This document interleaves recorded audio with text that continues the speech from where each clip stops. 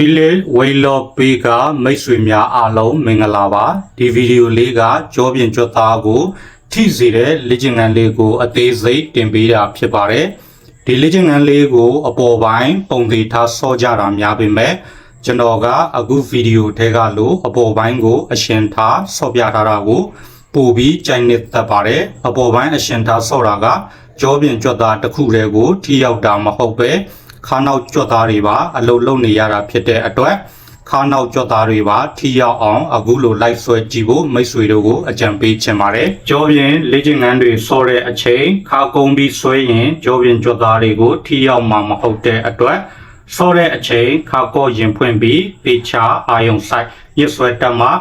ကျွန်တော်အခုဆော့ပြထားသလိုကြောပြင်ကြွသားတွေလှုပ်ရှားနေတာထိရောက်နေတာမျိုးခံစားရပါလိမ့်မယ်ဒီလေ့ကျင့်ခန်းလေးကိုဆော့တဲ့အချိန်ဆွဲညစ်လိုက်တဲ့အချိန်ပါးစပ်ကနေလေကိုမုတ်ထုတ်ပေးတာဖြစ်ပြီးလက်အရှိကိုစမ်းထုတ်တဲ့အချိန်နှာခေါင်းနဲ့အသက်ရှူလေရှူသွင်းရှူထုတ်ပုံမှန်လေးလုပ်ပြီးဆော့ပေးဖြစ်ပါတယ်ကျွန်တော်ဗီဒီယိုလေးကမိတ်ဆွေတို့အတွက်ဘုဇူတာတစ်ခုခုရမယ်လို့မျှော်လင့်ပါတယ်မိတ်ဆွေတို့အမြင်မတူတာရှိရင်လည်း comment မှာရေးသွားပေးပါအောင်အဆုံးထိကြည့်ပေးတဲ့မိတ်ဆွေများအားလုံးကိုကျေးဇူးအထူးတင်ပါတယ်